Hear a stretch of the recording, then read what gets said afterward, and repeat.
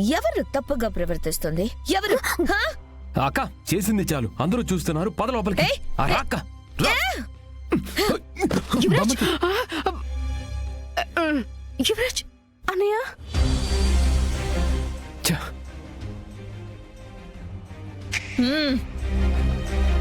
ఈ మాత్రం ప్రూఫ్ సరిపోతుందా? సరిపోతుందా? సరిపోతుందా?